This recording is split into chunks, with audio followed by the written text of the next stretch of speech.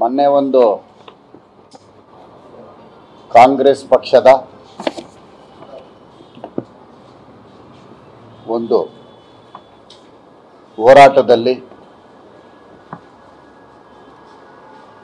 ನಮ್ಮ ರಾಜ್ಯದ ಉಪಮುಖ್ಯಮಂತ್ರಿಗಳು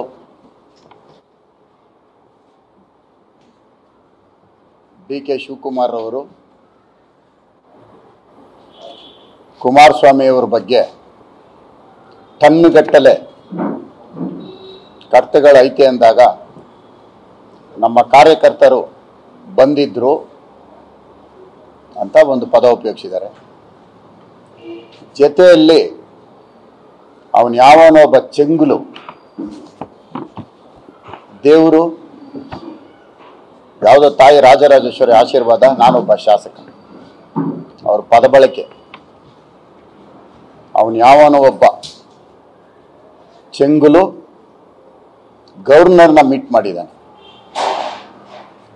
ಗವರ್ನರ್ನ ಮೀಟ್ ಮಾಡಿ ದೂರು ಕೊಟ್ಟಿದ್ದಾನೆ. ಪ್ರಜಾಪ್ರಭುತ್ವ ದೇಶದಲ್ಲಿ, ನಮ್ಮ ಭಾರತದ ಸಂವಿಧಾನದಲ್ಲಿ ಯಾರೇ ತಪ್ಪು ಮಾಡಿದ್ರೂ ಸಹಿ ಅದನ್ನು ಖಂಡಿಸುವಂಥದ್ದು, ದೂರು ಕೊಡುವಂಥದ್ದು ಪ್ರತಿಯೊಬ್ಬ ಭಾರತೀಯನಿಗೂ ಇರ್ತಕ್ಕಂಥ ಹಕ್ಕು. ನಾನು ಕೊಟ್ಟಿರ್ತಕ್ಕಂಥ ದೂರು ವರ್ಲ್ಡ್ ಬ್ಯಾಂಕ್ ಹೆಸರಿನಲ್ಲಿ ಸಾಲ ತಂದು 2,000 ಕೋಟಿನ ಇವರ ಲಾಭಕ್ಕೋಸ್ಕರ ಒಂದು ರಾಜಕಾಲುವೆ ಹೆಸರಿನಲ್ಲಿ ಸುಮಾರು 300ರಿಂದ 400 ಕೋಟಿ ಭ್ರಷ್ಟಾಚಾರ ನಡೆದಿದೆ ಅನ್ನೋದು ಬಹಳ ಸ್ಪಷ್ಟವಾಗಿ ನಾನು ರಾಜ್ಯಪಾಲರಿಗೆ ದೂರು ಕೊಟ್ಟಿದ್ದೀನಿ. ನಾನು ಕೊಟ್ಟಿರ್ತಕ್ಕಂಥ ದೂರು ಸುಳ್ಳು, ನಾವು ಪ್ರಾಮಾಣಿಕರು, ನಾವು ತಪ್ಪು ಮಾಡಿಲ್ಲ. ಒಬ್ಬ ಶಾಸಕ ಕೊಟ್ಟಿರ್ತಕ್ಕಂಥ ದೂರು ಸತ್ಯಕ್ಕೆ ದೂರವಾಗಿರೋದು ಅಂತ ಮಾತ್ರ ಹೇಳಿದ್ರು. ಅದನ್ನು ಬಿಟ್ಟು ಚೆಂಗ್ಲು ಅಂತ ನಾನು ದೂರು ಕೊಟ್ಟಿರೋದು ಇವತ್ತಿಗೂ ನಾನು ಅದಕ್ಕೆ ಬದ್ಧನಾಗಿದ್ದೀನಿ. ವರ್ಲ್ಡ್ ಬ್ಯಾಂಕಲ್ಲಿ ಸಾಲ ತಂದಿರೋದು ಏನು ಉದ್ದೇಶಕ್ಕೆ? ಪ್ರಕೃತಿ ವಿಕೋಪಕ್ಕೆ ಒಳಗಾಗಿರುವಂಥ ಪ್ರದೇಶ, ಸಾವು ನೋವುಗಳಾಗಿರುವಂಥ ಪ್ರದೇಶ, ಅತಿ ಹೆಚ್ಚು ಹಾನಿಗೆ ಒಳಗಾಗಿ ಸರಿಪಡಿಸಕ್ಕಾಗದೇ ಇರುವಂಥ ಪ್ರದೇಶ, ರಾಜ್ಯ ಸರ್ಕಾರದ ಬೊಕ್ಕಸದಲ್ಲಿ ಅನುದಾನ ಇಲ್ಲದೇ ಇರುವಂಥ ಸಂದರ್ಭದಲ್ಲಿ ಏಕಕಾಲಕ್ಕೆ ನಾವು ವರ್ಲ್ಡ್ ಬ್ಯಾಂಕಿಂದ ಲೋನ್ ತರುವಂಥದ್ದು ಮಾಡಬಹುದು. ಉದಾಹರಣೆಗೆ ಮೊನ್ನೆ ಕೇರಳ ರಾಜ್ಯದಲ್ಲಿ ವಯನಾಡಲ್ಲಿ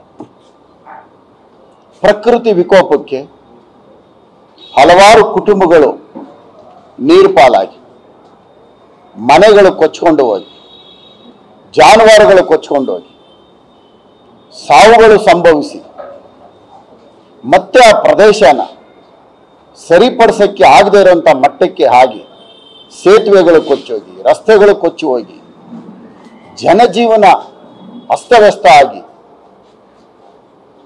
ತುಂಬ ವಿಕೋಪಕ್ಕೆ ಹೋದಂಥ ಸಂದರ್ಭದಲ್ಲಿ ವರ್ಲ್ಡ್ ಬ್ಯಾಂಕಲ್ಲಿ ಲೋನ್ ತರೋದು ಸಹಜ. ಆದರೆ ಬೆಂಗಳೂರು ನಗರ ಸಮುದ್ರ ಮಟ್ಟದಿಂದ 900 ಅಡಿಗಳಷ್ಟು ಎತ್ತರದಲ್ಲಿದೆ. ಇವತ್ತರೆಗೂ ಬೆಂಗಳೂರು ಒಳಗಡೆ ವಯನಾಡ ತರ ವಿಕೋಪಕ್ಕೆ ಇವತ್ತು ಒಳಗಾಗಿಲ್ಲ. ರಾಜಕಾಲುವೆಗಳ ತಡೆಗೋಡೆಗಳು, ಹಾಲಿ ಇರ್ತಕ್ಕಂಥ ತಡೆಗೋಡೆಗಳು, ಕಲ್ಲು ಕಟ್ಟಡ ತಡೆಗೋಡೆಗಳಿದೆ, ಅದನ್ನ ಪುನರ್ ನಿರ್ಮಾಣ ಮಾಡೋದಿಕ್ಕೆ ವರ್ಲ್ಡ್ ಬ್ಯಾಂಕಲ್ಲಿ ಸಾಲ ತಂದಿರೋದು ವಿಕೋಪದ ಹೆಸರಲ್ಲಿ.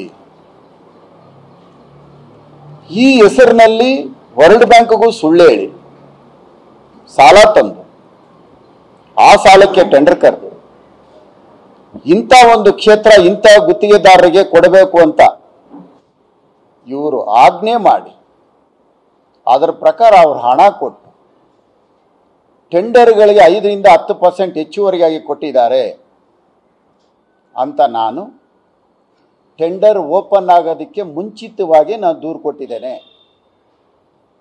ಇಂತಿಂಥ ಕ್ಷೇತ್ರ ಇಂತಿಂಥ ಗುತ್ತಿಗೆದಾರರು ಅಂತ.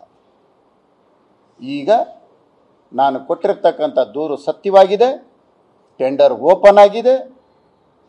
ನಾನು ಯಾವ ಹೆಸರುಗಳನ್ನ ಹೇಳಿದ್ದೀನೋ ಅದೇ ಗುತ್ತಿಗೆದಾರರು ಮಾತ್ರ ಟೆಂಡರ್ನಲ್ಲಿ ಭಾಗವಹಿಸಿದ್ದಾರೆ.